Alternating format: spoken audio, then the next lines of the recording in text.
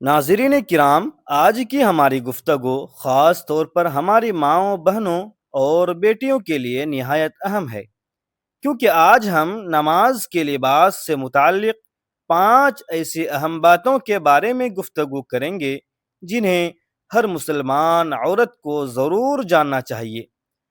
ہم سب کی خواہش ہوتی ہے کہ ہماری نماز اللہ تعالیٰ کے ہاں قبول ہو، ہمارے سجدے ہمارے لیے رحمت کا ذریعہ بنے، ہماری دعائیں قبول ہوں اور ہماری عبادت ہمیں اللہ تعالیٰ کے مزید قریب کر دے۔ لیکن نماز صرف چند الفاظ پڑھنے، رکوع کرنے اور سجدہ کرنے کا نام نہیں، بلکہ نماز کے کچھ شرعی تقاضے بھی ہیں، اور ان میں لباس اور سطر کی حفاظت بہت اہم ہے۔ اس لیے آج کی اس ویڈیو کو آخر تک ضرور سنیے، کیونکہ ممکن ہے کہ ہم میں سے کسی کو اپنے نماز کے لباس کے بارے میں ایسی بات معلوم ہو جائے جس کی طرف پہلے کبھی توجہ نہ دی ہو۔ لیکن شروع ہی میں ایک ضروری بات عرض کر دوں، ہم کسی عورت کے بارے میں یہ قطعی فیصلہ نہیں کر سکتے کہ اس کی نماز اللہ تعالیٰ کے ہاں قبول ہوئی یا نہیں، کیونکہ قبولیت کا حقیقی علم صرف اللہ تعالیٰ کو ہے۔ ہمارا مقصد کسی کو ڈرانا یا مایوس کرنا نہیں، بلکہ اپنی اصلاح کرنا اور دین کی صحیح بات سمجھنا ہے۔ تو آئیے جانتے ہیں وہ 5 اہم لباس کی غلطیاں کون سی ہیں جن سے نماز کے وقت ہر مسلمان عورت کو بچنے کی کوشش کرنی چاہیے۔ پہلی اہم بات، ایسا باریک یا شفاف لباس پہننا جس سے جسم نمایاں ہو۔ میرے محترم بہنوں، نماز کے لیے لباس ایسا ہونا چاہیے جو جسم کو مناسب طریقے سے ڈھانپے اور اتنا باریک یا شفاف نہ ہو کہ جسم یا جلد نمایاں ہونے لگے۔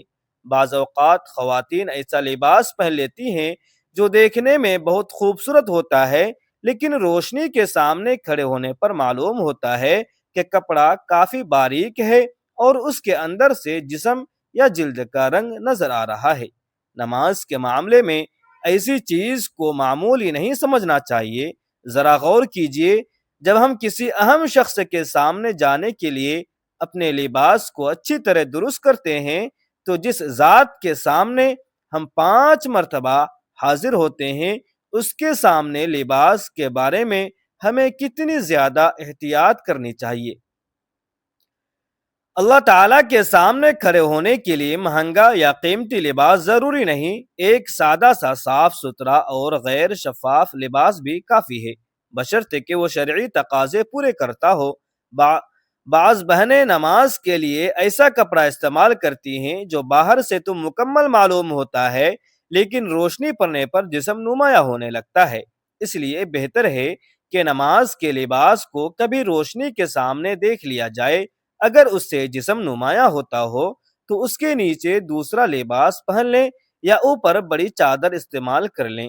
اسی طرح اگر کوئی کپڑا بہت پتلا ہے تو اسے صرف اس وجہ سے نماز کے لیے استعمال نہ کریں کہ وہ خوبصورت ہے۔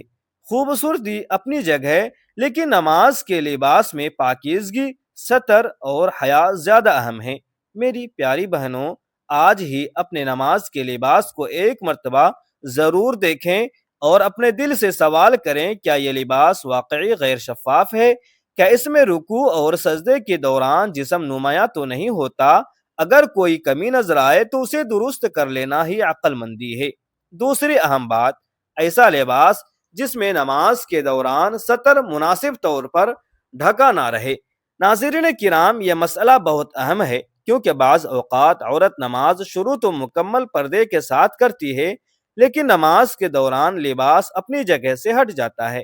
مثال کے طور پر دوپٹہ بار بار سر سے پیچھے ہٹ جاتا ہے، گردن یا بال ظاہر ہونے لگتے ہیں، آستین اوپر چڑھ جاتی ہے، یا سجدے کے دوران لباس کا کوئی حصہ اپنی جگہ سے ہٹ جاتا ہے۔ اس لیے نماز کے لیے لباس ایسا ہونا چاہیے جو صرف سیدھے کھڑے ہونے کی حالت میں ہی نہیں، بلکہ رکوع اور سجدے کے دوران بھی مناسب طور پر جسم کو ڈھانپے رکھے۔ خاص طور پر وہ بہنیں جو نماز میں بار بار دوپٹہ درست کرتی رہتی ہیں، انہیں چاہیے کہ ایسا دوپٹہ یا نماز کا لباس استعمال کریں جو اپنی جگہ پر قائم رہے۔ اگر کپڑا بہت پھسلتا ہو تو نماز کے لیے دوسرا مناسب کپڑا استعمال کیا جا سکتا ہے۔ اسی طرح اگر لباس بہت چھوٹا ہو تو اس کے اوپر بڑی چادر پہن لینا آسان حل ہے۔ یاد رکھیے، نماز کے وقت ہمیں سکون اور اطمینان چاہیے۔ اگر ہر رکعت میں یہ فکر ہو کہ دوپٹہ کہاں ہے، آستین کہاں ہے اور لباس صحیح ہے یا نہیں، تو توجہ بھی متاثر ہوتی ہے۔ اس لیے نماز کے لیے ایک ایسا مخصوص لباس رکھ لینا بہت اچھی عادت ہے جس کے بارے میں دل مطمئن ہو کہ اس میں سطر مناسب طور پر ڈھکا رہے گا، اور اگر کبھی نماز کے دوران کوئی غیر حصہ ارادی طور پر ظاہر ہو جائے تو فوراً اسے درست کرنے کی کوشش کی جائے۔ دین ہمیں مشکل میں ڈالنے کے لیے نہیں آیا، بلکہ ہمیں درست طریقہ سکھانے کے لیے آیا ہے۔ اگر کسی خاص صورت کے بارے میں فقہی مسئلہ معلوم نہ ہو تو کسی معتبر عالمیہ یا عالم دین سے مسئلہ پوچھ لینا بہتر ہے۔ تیسری اہم بات، غیر محرموں کے سامنے ایسی خوشبو استعمال کرنا جس سے ان کی توجہ اپنی طرف متوجہ ہو۔ میری محترم بہنوں، خوشبو اللہ تعالیٰ کی نعمت ہے اور اچھی خوشبو کو برا نہیں کہا جا سکتا۔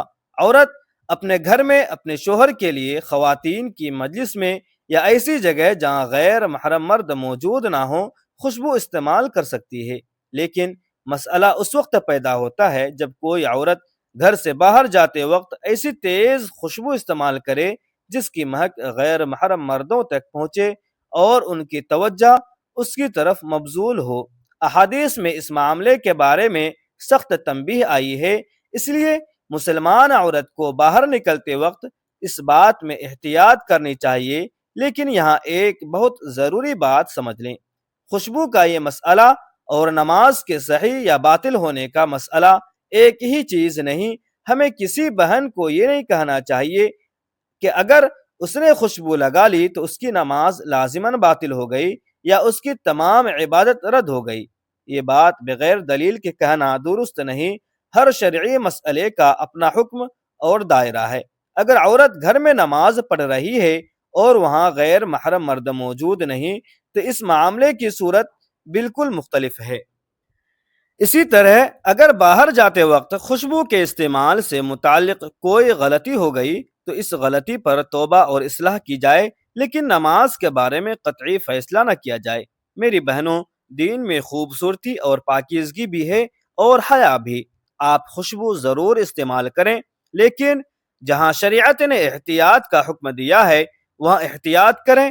اگر گھر میں ہیں تو خوشبو سے اپنے گھر کو معطر کریں، اپنے شوہر کے لیے خوشبو لگائیں، لیکن غیر محرموں کے سامنے ایسی خوشبو کی نمائش سے بچیں جو توجہ کا سبب بنے۔ یہی ایک باحیا مسلمان عورت کی خوبصورتی ہے کہ وہ اللہ تعالیٰ کی حدود کو سمجھ کر اپنی پسند کو بھی اس کے مطابق رکھے۔ چوتھی اہم بات، فحش تصاویر، نامناسب عبارتوں یا غلط چیزوں والے لباس سے بچنا۔ میرے عزیز بھائیوں اور پیاری بہنوں، آج کے دور میں لباس صرف سادہ کپڑے کا نام نہیں رہا۔ بازار میں ایسے بے شمار کپڑے ملتے ہیں جن پر مختلف تصاویر، جملے، الفاظ، کارٹون، نشانات اور ڈیزائن بنے ہوتے ہیں۔ بعض اوقات ہم صرف رنگ اور ڈیزائن دیکھ کر کپڑا خرید لیتے ہیں اور یہ دیکھنے کی زحمت نہیں کرتے کہ اس پر لکھا کیا ہے۔ ایک مسلمان عورت کو اس معاملے میں بھی احتیاط کرنی چاہیے۔ اگر کپڑے پر فحش تصویر ہو، بے حیائی کا جملہ لکھا ہو، کوئی نامناسب عبارت ہو یا ایسی چیز ہو جو اسلامی حیا اور وقار کے خلاف ہو تو ایسے لباس سے بچنا چاہیے، خصوصاً نماز کے وقت۔ اللہ تعالیٰ کے سامنے کھڑے ہونے کے لیے صاف، پاکیزہ، باوقار اور مناسب لباس زیادہ بہتر ہے۔ لیکن یہاں بھی ایک غلط فہمی سے بچنا ضروری ہے۔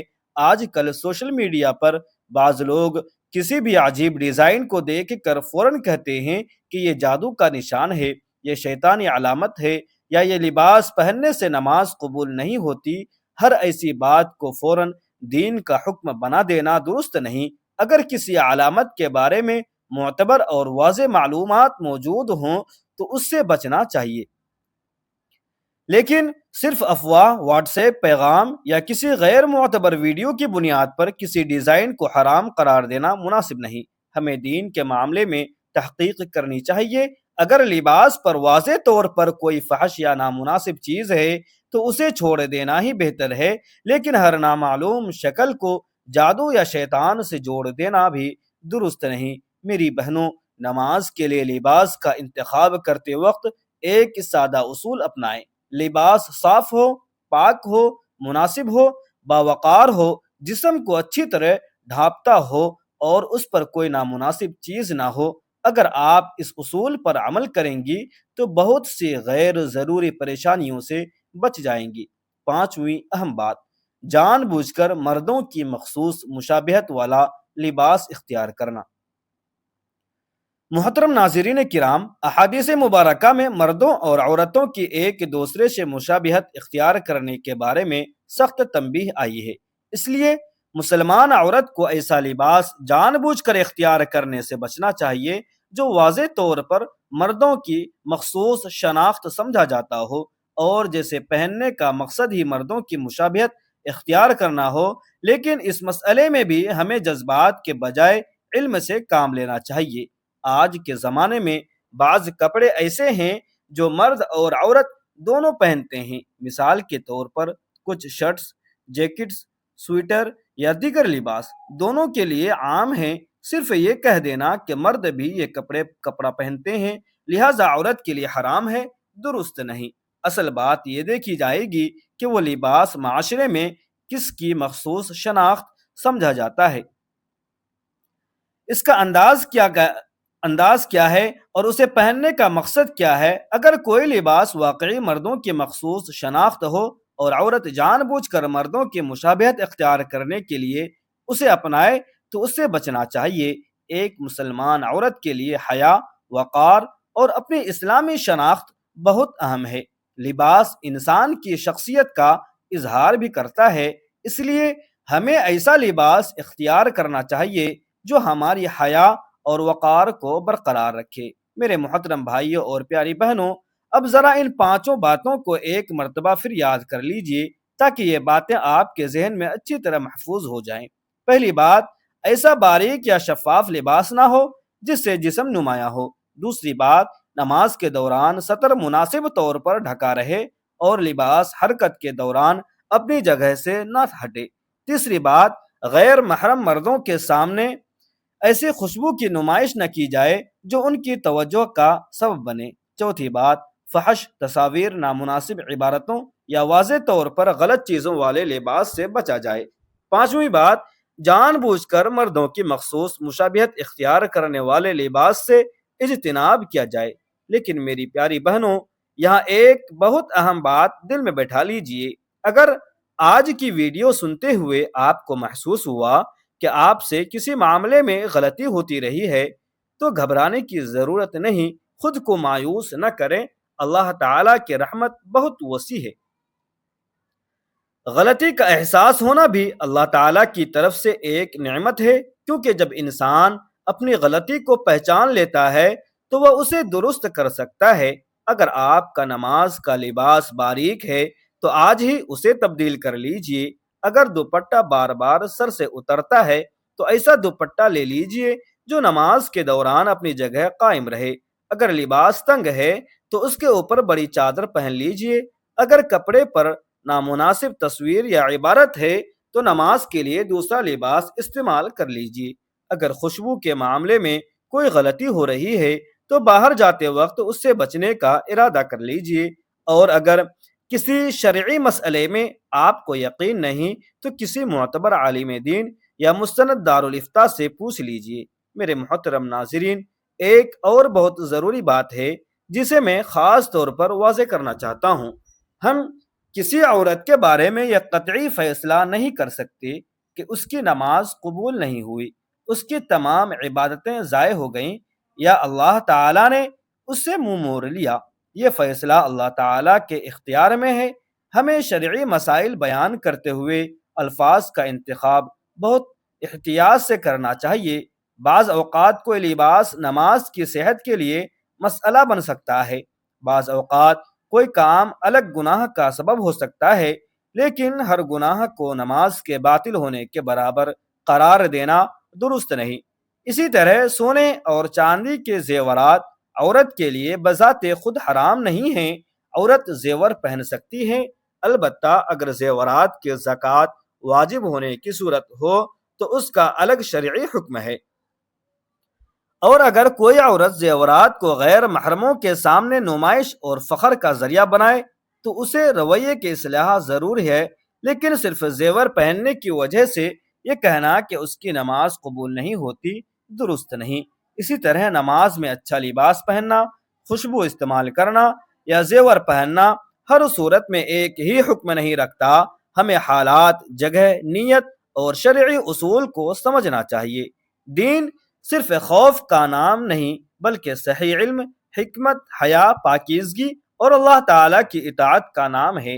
میرے پیارے بھائیوں اور بہنوں، نماز ہماری زندگی کی سب سے عظیم عبادت میں سے ہے۔ جب ہم نماز کے لیے کھڑے ہوتے ہیں تو صرف اپنے کپڑے کو نہیں بلکہ اپنے دل کو بھی دیکھنا چاہیے۔ کیا ہمارے دل میں تکبر تو نہیں؟ کیا ہماری زبان غیبت سے محفوظ ہے؟ کیا ہم والدین کے حقوق ادا کر رہے ہیں؟ کیا ہم اپنے شوہر، بیوی، بچوں اور پڑوسیوں کے ساتھ اچھا سلوک کر رہے ہیں؟ کیا ہماری کمائی حلال ہے؟ کیا ہم کسی کا حق تو نہیں دبا رہے؟ کیونکہ نماز کا اصل مقصد ہماری پوری زندگی کو اللہ تعالیٰ کی اطاعت کے قریب لانا ہے۔ اگر ہماری نماز ہمیں جھوٹ چھوڑنے، غیبت چھوڑنے، بد زبانی چھوڑنے، والدین کی خدمت کرنے، لوگوں کے حقوق ادا کرنے اور اللہ تعالیٰ کی نافرمانی سے بچنے کی طرف لے جا رہی ہے تو ہمیں اپنی نماز کے اثرات اپنی زندگی میں نظر آنے چاہیے۔ اس لیے میری محترم بہنوں، آج سے ایک چھوٹا سا معمول بنا لیجئے۔ نماز کے لیے ایک مناسب لباس الگ رکھ لیجئے، اسے پاکیزہ اور صاف رکھیے۔ نماز کے وقت جلدی میں جو کپڑا ہاتھ آیا وہ پہن لینے کے بجائے 2 لمحے یہ ضرور دیکھ لیجئے کہ کیا اس میں میرا سطر صحیح طور پر ڈھکا ہوا ہے، کیا کپڑا شفاف تو نہیں، کیا دوپٹہ مناسب ہے، کیا رکوع اور سجدے میں لباس اپنی جگہ رہے گا۔ یہ چند سیکنڈ کی احتیاط آپ کو بہت سے مسائل سے بچا سکتی ہے۔ اور اگر کبھی کسی مسئلے میں شک ہو تو کسی مستند عالم یا عالمہ سے پوچھنے میں شرم نہ کریں۔ دین کے مسائل پوچھنا کمزوری نہیں بلکہ علم کی علامت ہے۔ ہمیں سوشل میڈیا کی ہر بات کو دین کا حکم نہیں بنانا چاہیے۔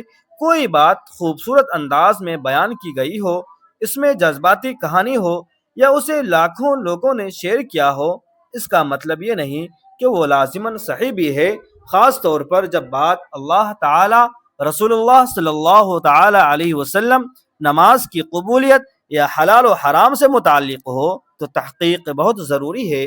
میرے محترم بھائیوں اور پیاری بہنوں، آج کی گفتگو کا خلاصہ یہی ہے کہ نماز کے لباس کو معمولی نہ سمجھیں، ایسا لباس نہ پہنیں جو شفاف ہو اور جسم نمایاں کرے۔ نماز کے دوران سطر کی حفاظت کریں، غیر محرموں کے سامنے ایسی خوشبو کی نمائش سے بچیں جو توجہ کا سبب بنے۔ فحش تصاویر اور مناسب عبارتوں والے لباس سے اجتناب کریں اور جان بوجھ کر مردوں کی مخصوص مشابہت اختیار کرنے سے بچیں۔ ساتھ ہی یہ بھی یاد رکھیں کہ ہر غلط لباس کی وجہ سے نماز کو فوراً باطل یا غیر مقبول قرار دینا درست نہیں ہے۔ ہر مسئلے کا اپنا شرعی حکم ہے اور قبولیت کا فیصلہ اللہ تعالیٰ ہی فرماتا ہے۔ آئیے آج اللہ تعالیٰ کے سامنے دل سے دعا کریں، یا اللہ ہماری نمازوں کو قبول فرما، یا اللہ ہماری کوتاہیوں کو معاف فرما، یا اللہ ہماری ماؤں، بہنوں اور بیٹیوں کو حیا، پاکیزگی اور دین کی صحیح سمجھ عطا فرما، یا اللہ ہمیں اپنی عبادت صحیح طریقے سے ادا کرنے کی توفیق عطا فرما، یا اللہ ہمیں قرآن و سنت کی صحیح تعلیم سمجھنے اور اس پر عمل کرنے والا بنا، یا اللہ ہماری ظاہری زندگی کو بھی پاکیزہ بنا اور ہمارے دلوں کو بھی پاک فرما، یا اللہ ہمارے گھروں میں نماز کی محبت پیدا فرما، ہماری اولاد کو دین سے جوڑ دے اور ہماری آخرت کو بہتر فرما، آمین یا رب العالمین۔ میرے محترم ناظرین کرام، اگر آج کی یہ گفتگو آپ کے لیے مفید رہی ہو تو ویڈیو کو لائک ضرور کیجیے، اپنے گھر والوں، رشتہ داروں اور دوستوں کے ساتھ شیئر کیجیے اور ہمارے چینل کو سبسکرائب کرنا ہرگز نہ بھولیے تاکہ نماز، خواتین کے مسائل، قرآن و سنت اور روزمرہ زندگی سے متعلق مزید مفید اور مستند معلومات آپ تک پہنچتی رہے، اور کمنٹ میں ضرور لکھیے یا اللہ ہماری نمازوں کو قبول فرما اور ہمیں اپنی پسند کے مطابق زندگی گزارنے کی توفیق عطا فرما، آمین۔ اللہ تعالی ہم سب کو 5 وقت کی نماز پابندی کے ساتھ ادا کرنے، نماز کے آداب کا خیال رکھنے، اپنی حیا کی حفاظت کرنے اور قرآن و سنت کے مطابق زندگی گزارنے کی توفیق عطا فرمائے، آمین یا رب العالمین۔ والسلام علیکم ورحمۃ اللہ وبرکاتہ۔